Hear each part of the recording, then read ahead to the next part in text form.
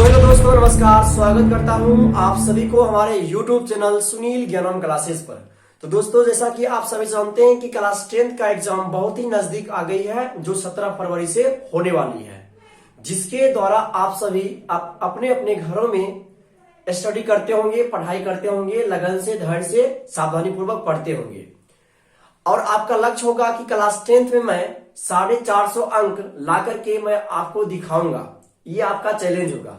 तो इसी चैलेंज को पूरा करने के लिए मैंने आपके लिए क्लास 10 के मैथ का क्रैश कोर्स शुरू कर दिया था, जिसमें मैंने 3 अध्याय का वीडियो बना दिया था। पहला था त्रिकोणमिति, दूसरा था समांतर श्रेणी और तीसरा था बहुपद। इस पर वीडियो बना करके आपके YouTube चैनल पर डाल दिया गया है।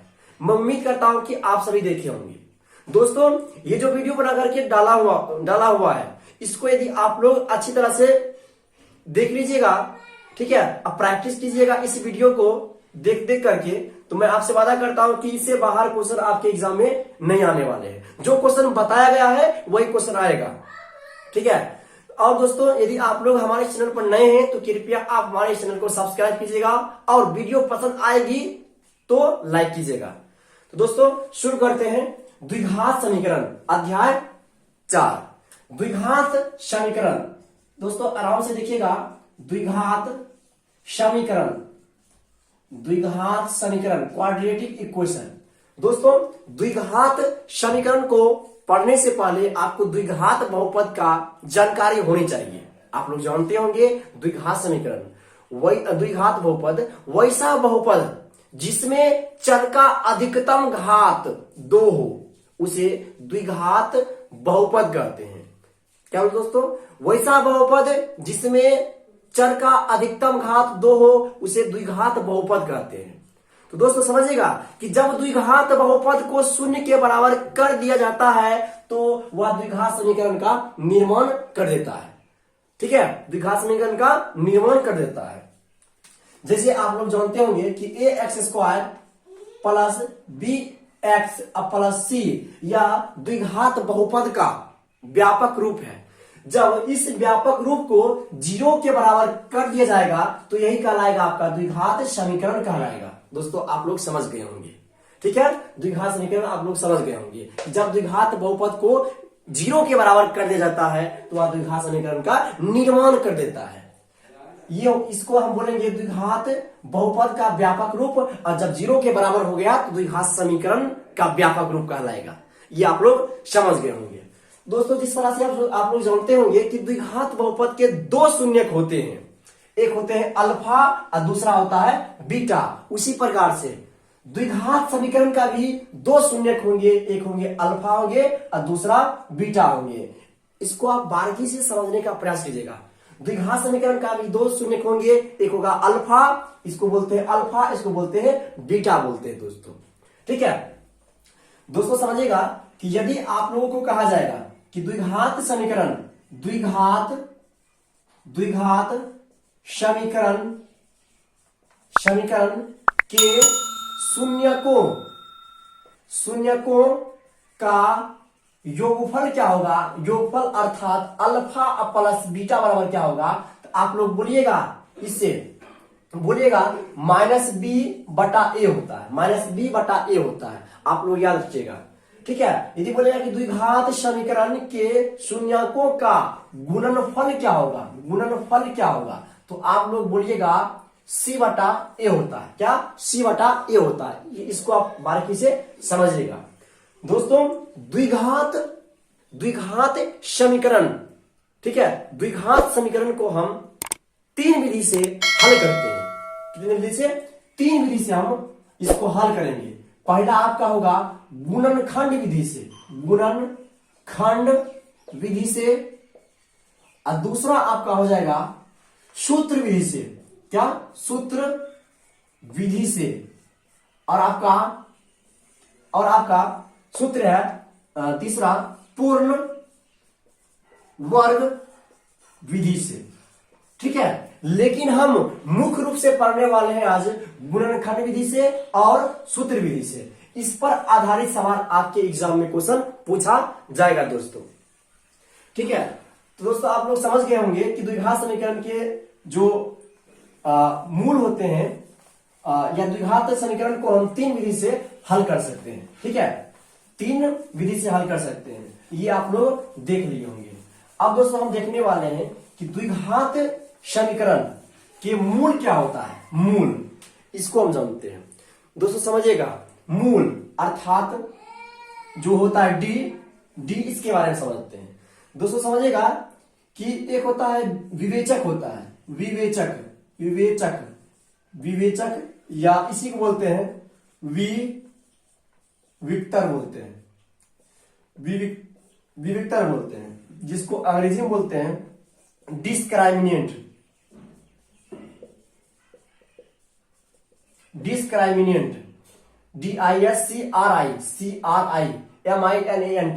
डिस्क्राइमिनेंट कहते हैं। इसको हम शॉर्ट में बोलेंगे डी बोलेंगे, अर्थात विवेचक या विवेक्तर को क्या बोलेंगे, डी से इंगित करेंगे। तो डी बराबर दोस्तों फॉर्मूला आपका होता है B square minus 4AC, B square minus 4AC। आप लोग याद रखिएगा, डी बराबर बी स्क्वायर माइनस 4AC होता है। आपको बोला जाएगा कि बी स्क्वायर माइनस 4AC को क्या कहते हैं, तो आप लोग बोलिएगा विविक्तर या विवेचक बोलिएगा। जो आपका ऑप्शन देगा, ऑप्शन के अनुसार यदि दिया जाएगा विवेचक, तो आपको मानना पड़ेगा विवेचक। ठीक है, डी का मतलब विवेचक या विविक्तर ये होता है। और आपको बोला जाएगा कि द्विघात समीकरण के मूल ज्ञात करने का सूत्र क्या होता है। द्विघात समीकरण के मूल ज्ञात करने का सूत्र क्या होता है। तो आप लोग दोस्तों बोलिएगा x बराबर minus B plus minus B square minus 4AC, इसमें लगा दीजिए रूट।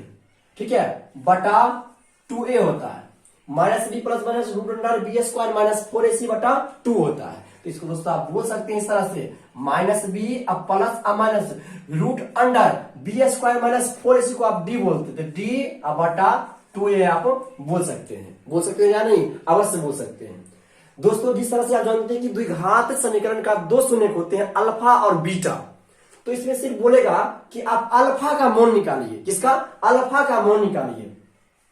तो अल्फा का मान निकालिए तो क्या कीजिएगा, अल्फा बराबर आप बोल दीजिएगा माइनस बी, इस माइनस को हटा दीजिए तो हो जाएगा plus root under B square minus 4AC बटा 2a, ये आपका हो जाएगा अल्फा का सिर्फ सूत्र। अगर बोला जाएगा कि बीटा का मान ज्ञात कीजिए तो क्या बोलिएगा, माइनस बी, या फिर माइनस छोड़ दिए थे, अब माइनस को लेना है, minus B root under B square minus 4AC बटा 2a, ये हो गया आपका बीटा का मान निकाल लीजिएगा। अल्फा का मान और बीटा का मान निकाल लीजिएगा। दोस्तों आप लोगों को याद रखना होगा कि जो नियम है x बराबर minus B plus minus root under B square minus 4AC by 2a, इसको हम बोलते हैं श्रीधराचार्य नियम। क्या बोलते हैं, श्रीधराचार्य नियम, क्योंकि प्राचीन गणितज्ञ श्रीधराचार्य द्वारा इस नियम का प्रतिपादन किया गया था। इसको आप लोग को याद रखना होगा। तो दोस्तों आप देख लिए द्विघात समीकरण के मूल ज्ञात करने का क्या क्या फॉर्मूला था, ये आप देख लीजिए। और शून्य हम किस तरह से ज्ञात करेंगे वो भी आप देख लीजिए। अब हम देखने वाले हैं द्विघात समीकरण के मूलों की प्रकृति क्या होते हैं, इस पर हम डिस्कस करते हैं। द्विघात समीकरण के मूलों की प्रकृति ज्ञात करना। नंबर फर्स्ट दोस्तों समझिएगा कि यदि विवेचक, समझिएगा ये क्वेश्चन पूछता है आपसे, यदि विवेचक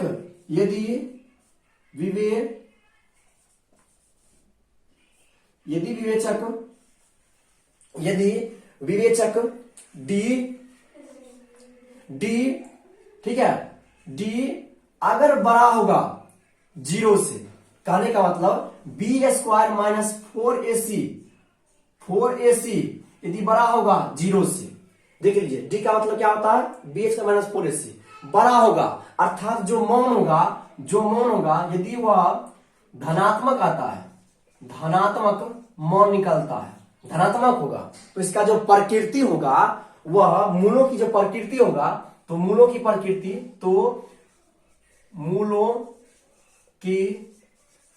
प्रकृति आपका हो जाएगा वास्तविक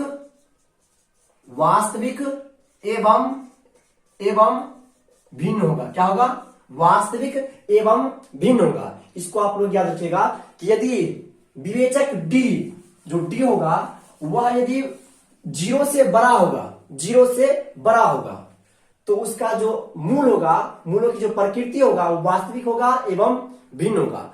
आपको बोला जाएगा कि डी, विवेचक डी बड़ा है 0 से, तो बताइए कि मूलों की प्रकृति क्या होगा, तो आप लोग बोलिएगा वास्तविक एवं भिन्न होगा। ठीक है। और दूसरा याद करना पड़ेगा आपको कि यदि विवेचक डी बराबर होगा 0 के, डी बराबर होगा 0 के, तो इसके मूलों की जो प्रकृति होगा वो क्या हो जाएगा, वास्तविक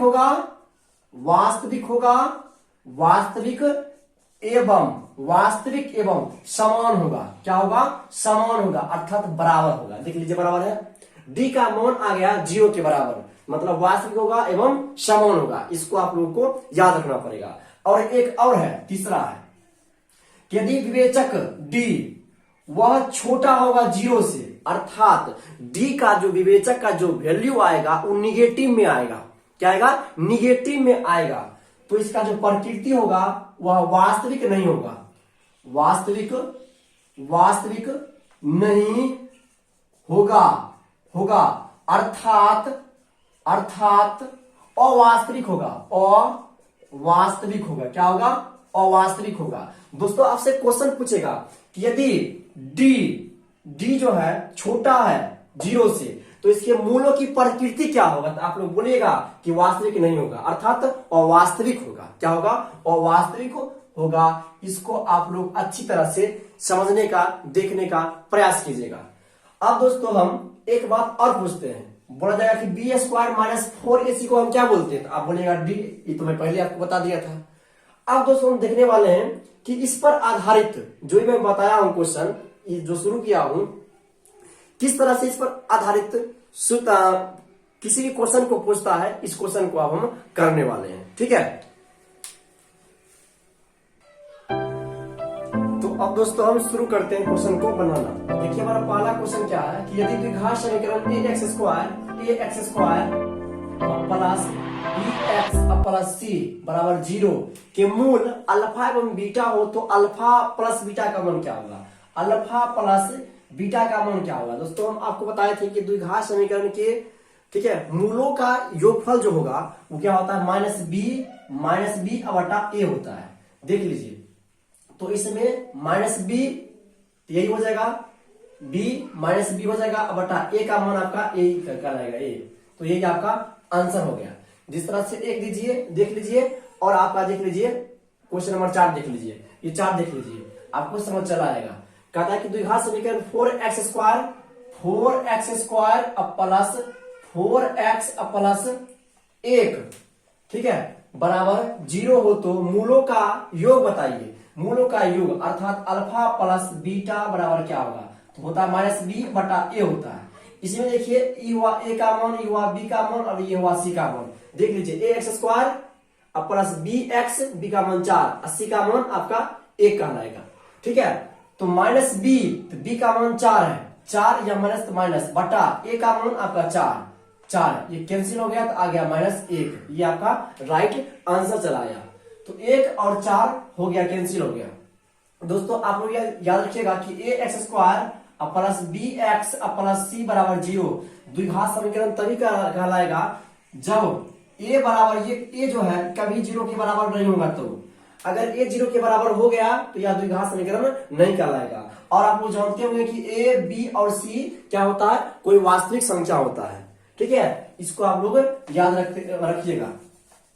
अब देखते हैं क्वेश्चन नंबर 2। क्वेश्चन नंबर 2 कहता है कि द्विघात समीकरण A X square plus B X plus C बराबर 0 का कोई वास्तविक मूल नहीं है। कोई वास्तविक मूल नहीं होने का शर्त बताइए। कोई वास्तविक मूल नहीं होने का शर्त मतलब अवास्तविक होने का शर्त क्या होगा। तो दोस्तों आपको बताए थे कि जब विवेचक डी छोटा होता है जीरो से, जब डी जो है, जब डी छोटा होता है जीरो से, मतलब विवेचक जब छोटा होता है जीरो से, तो उसका जो मूल होगा वो वास्तविक नहीं होता है। वास्तविक नहीं होता है मतलब अवास्तविक होता है। आप लोग देख लीजिएगा, ठीक है, यही इसका शर्त हो गया। और क्वेश्चन नंबर आपका 3 है कि द्विघात समीकरण x square minus 5x plus 6 बराबर 0 का विविक्तर क्या होगा बताइए। विविक्तर का मतलब दोस्तों डी, और आप जानते हैं कि डी बराबर होता है बी स्क्वायर माइनस 4ac, ये फॉर्मूला होता है। आपका एक क्वेश्चन है x square minus 5x plus 6 बराबर 0 दिया गया है। तो यहां देखिए A X square plus B X plus C का मान 6 है, बी का मान -5 है, -5 है, ए का देखिए एक्स स्क्वायर मिल गया, एक ए का मान यहाँ पर 1 है, कुछ नहीं तो 1 है। तो यहां बोल दीजिए कि ए बराबर 1, बी बराबर -5, सी बराबर आपका 6 का है, ठीक है। तो दोस्तों आप लोग समझिएगा कि और यदि आप लोग मान धर दीजिएगा डी बराबर धर दीजिए मान ए का मान 1, बी का मान -5, सी का मान 6 है, तो बी स्क्वायर अर्थात -5 का स्क्वायर, -5 का स्क्वायर 25, कितना हो जाएगा 25, -4 गुना ए का मान 1 गुना सी का मान 6 हो गया, तो 25 माइनस 4 गुना 1 4, 4 गुना 6 कितना हो जाएगा 24 अर्थात डी बराबर आपका कहलाएगा 1। आपका विविधता चलाया 1। 3 नंबर। अब 4 नंबर क्वेश्चन आपको बता दिए थे, ठीक है। अब देखिए दोस्तों क्वेश्चन नंबर 5। क्वेश्चन नंबर 5 क्या कहता है, कहता है कि यदि अल्फा कोमा बीटा द्विघात बहुपद एफ एक्स बराबर एक्स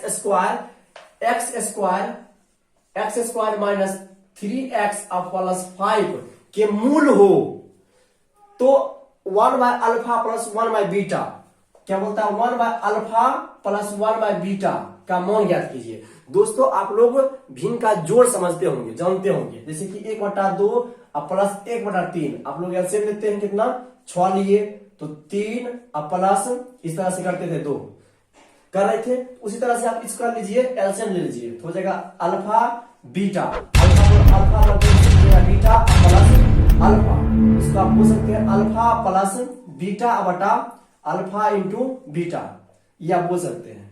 आप लोग तो जानते हैं कि द्विघात समीकरण के मूलों का योगफल होता है माइनस बी बटा ए एवं अल्फा इंटू बीटा मूलों का गुणनफल होता है सी बटा ए होता है।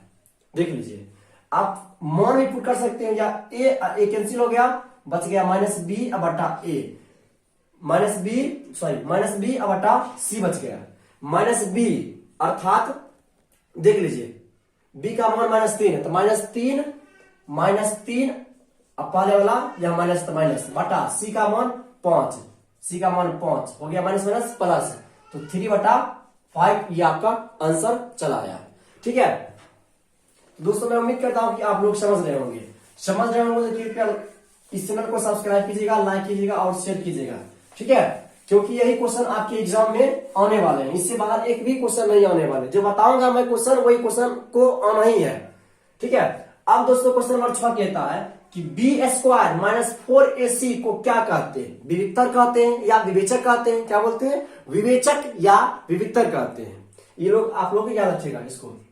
7 नंबर क्वेश्चन है कि यदि किसी द्विघात समीकरण में विवेचक शून्य हो, द्विघात समीकरण में विवेचक अर्थात डी शून्य हो, आप लोगों को कंडीशन बताए थे कि यदि डी जो है 0 के बराबर हो गया तो इसका मूल जो होगा वो होगा वास्तविक होगा और समान होगा। क्या होगा, वास्तविक होगा एवं समान होगा। क्या बोलता है, शून्य हो तो दोनों मूल क्या होंगे, तो दोनों मूल समान होंगे। क्या होंगे, दोनों मूल समान होंगे। चलिए बोल दीजिए समान होंगे या बराबर होंगे, हो गया। क्वेश्चन 8 कहता है कि द्विघात समीकरण का घात कितना होता है। तो दोस्तों आप लोग जानते हैं कि द्विघात समीकरण का घात कितना होता है, देख लीजिए 2 होता है। कितना होता है, 2 होता है। अब देखिए क्वेश्चन नंबर 9 आपका है, कहता है √6 प्लस √6 प्लस √6 इसका मौन क्या होगा। दोस्तों जब इस तरह का प्रश्न आपको देखने के लिए मिलेगा तो आप लोग क्या कीजिएगा, जब प्रश्न में देखने के लिए मिलेगा तो 6 का जो है अभाज्य गुणनखंड कीजिएगा। क्या कीजिएगा, अभाज्य गुणनखंड कीजिएगा। तो देख लीजिए करते हैं अभाज्य गुणनखंड। आ गया 2 और 3, आप देख लीजिए 2 और 3 आ गया, ठीक है। 2 और 3, 2 एवं 3, 2 एवं 3 में देखिए एक का अंतर है, एक का गैपिंग है, नहीं है, एक का गैपिंग है। 2 में यदि हम एक जोड़ दिए तो आ गया 3। जब एक का गैपिंग होगा और प्लस में दिया होगा तो जो बड़ा वाला जो वैल्यू होगा 3, वही आपका आंसर कहलाएगा।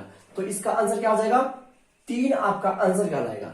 यदि मान लेते हैं कि यहाँ पर माइनस है, यहाँ क्या है आपका, यहाँ माइनस दिया हुआ है, तो इसका आंसर क्या होगा, छोटा वाला। क्या हो जाएगा, छोटा वाला आंसर कहलाएगा। जैसे कि एक मैं आपको बताता हूं, इसे 12 प्लस रूट 12 प्लस रूट 12 इस तरह से आपको दिया गया है। इसका मान क्या होगा आप लोग बताइए, क्या बोलिएगा। 12 का जो है आप कीजिए अभाज्य गुणनखंड। तो इसको आप तोड़ सकते हैं किस तरह से, 12 हो गया 4 गुना 3, इस तरह से आप कर सकते हैं, 4 गुना 3 कर सकते हैं, ठीक है। इसमें गैपिंग कितना का है, एक का गैपिंग है, कर दिए। तो इसमें बड़ा वाला कौन है, 4 कहलाएगा आपका ये आंसर इसका। अगर यहां होगा माइनस तो 3 कहलाएगा आपका आंसर कहलाएगा, ठीक है।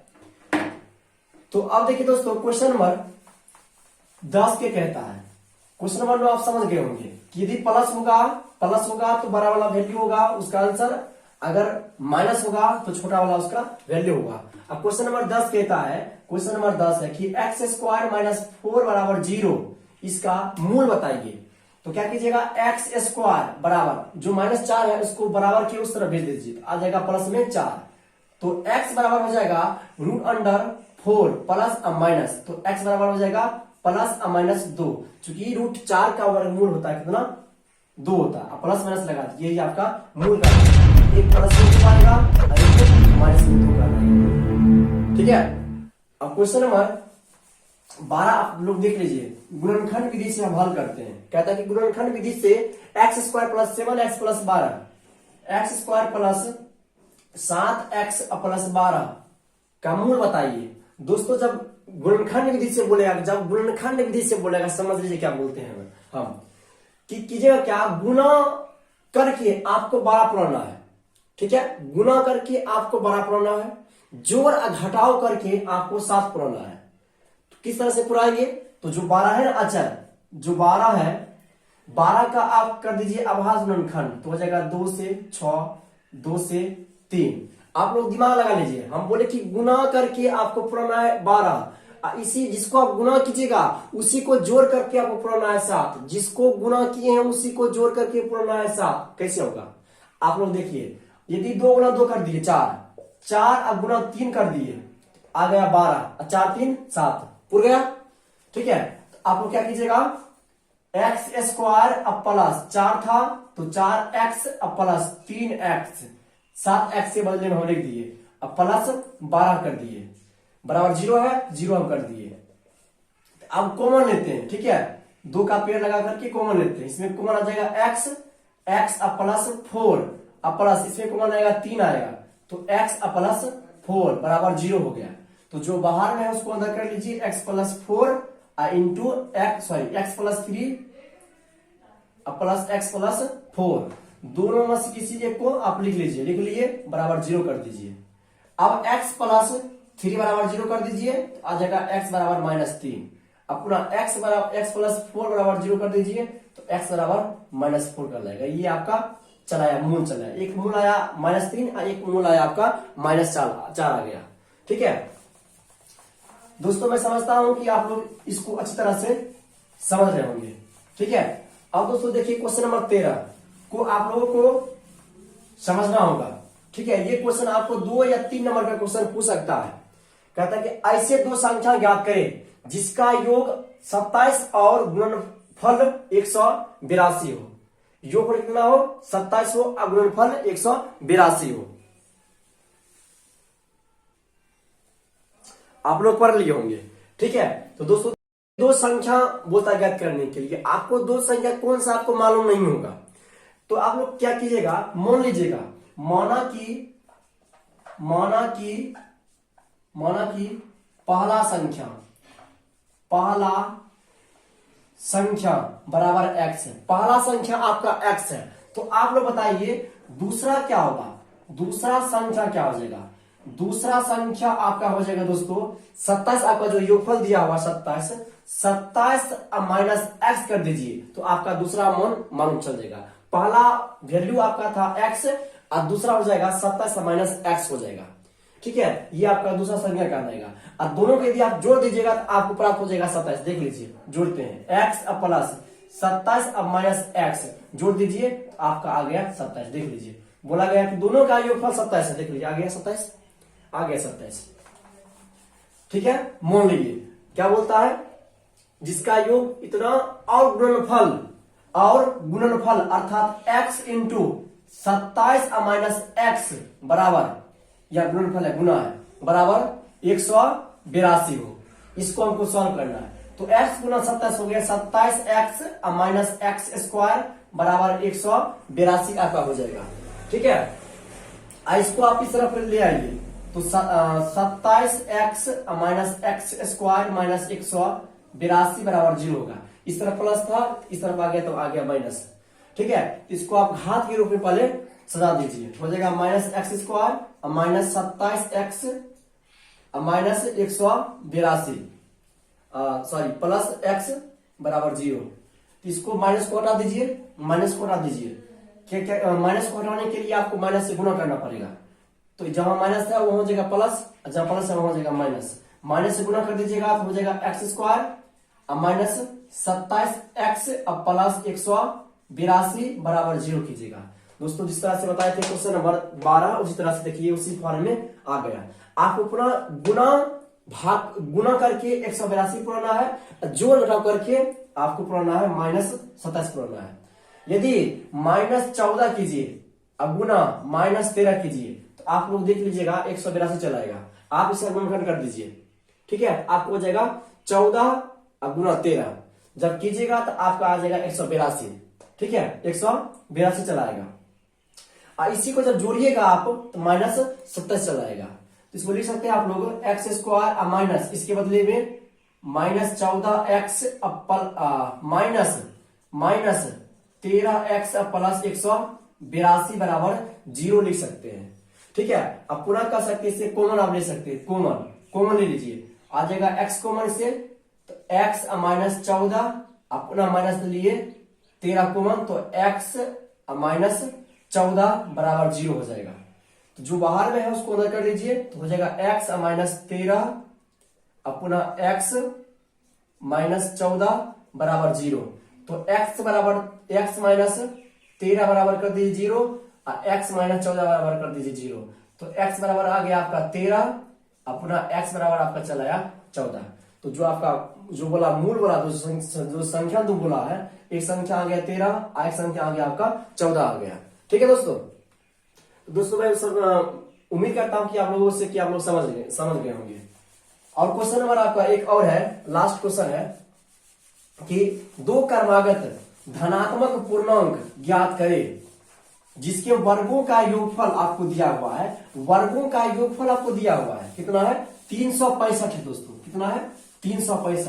दोस्तों इस क्वेश्चन को पढ़ने से पहले आपको द्विघात समीकरण का कुछ अनुप्रयोग समझना पड़ेगा। द्विघात समीकरण का कुछ अनुप्रयोग जो क्वेश्चन को बनाने में सहायक होता है। आप लोग समझिएगा कि जब बोलेगा कि दो क्रमागत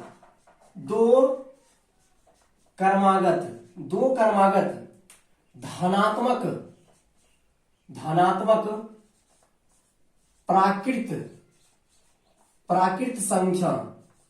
प्राकृत संख्या मानने के लिए बोलेगा तो आप पहला मानिएगा x, क्या मानिएगा x मानिएगा, एवं दूसरा जो होगा दूसरा मानिएगा x प्लस 1 मानिएगा। ठीक है, पहला x दूसरा x प्लस 1। दोस्तों प्राकृत संख्या होता है, गिनती की संख्या को प्राकृत संख्या कहते हैं। जैसे कि आप लोग सिर्फ कल्पना कीजिए कि x का मान 1 है, एक यहां हो जाएगा 1 अपना 1 प्लस 1 हो जाएगा 2 हो जाएगा। गिनती संख्या नहीं तो होता है 1 2 3 4।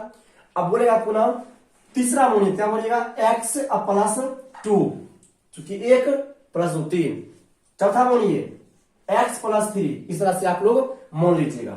ठीक है, और आपको यदि कहा जाएगा दूसरा कि दो क्रमागत